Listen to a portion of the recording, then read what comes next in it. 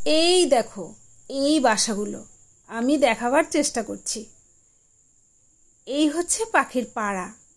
এমন সুন্দর একটি পাখির পাড়া সাধারণত সব জায়গায় দেখা যায় না, সব গাছেও দেখা যায় না।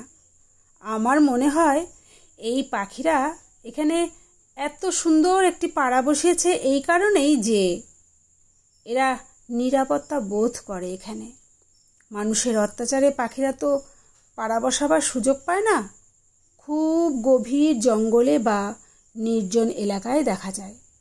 তবু এখানে আমি পেয়েছি, তোমাদের দেখাচ্ছি। আশা করি তোমাদের ভালোই লাগবে। আমরা তো মানুষের পাড়া নিয়েই সবসময় ভাবি, এগুলোই দেখে থাকি।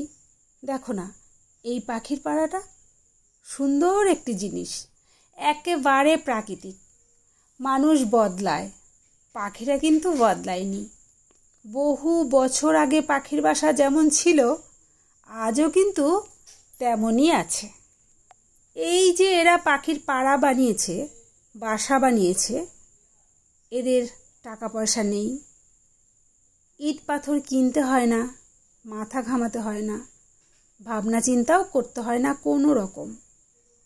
প্রকৃতি থেকে তৃণ লতা পাতা খুঁটে এনে তারা কত সুন্দর ঘর সংসার করছে। তাদের মহাজন নেই, ঋণ নেই, সুদখোর নেই, কত সুন্দর জীবন। আমি একটা পাখির পাড়ায় এসেছি। মানুষের যেমন পাড়া থাকে, এটা তেমনই পাখির পাড়া। সচরাচর এমন তো মানুষ দেখে না, খোঁজও করে না, কিন্তু আমি যেহেতু একটু নতুন ধরনের মানুষকে দেখাতে চাই, তেমনই একটি পাখির পাড়ায় এসেছি। পাখির পাড়াটাই দেখাবো। অনেক পাখির বসতি এখানে, পাখিরও ঘরবাড়ি আছে, যাকে আমরা বলি পাখির বাসা।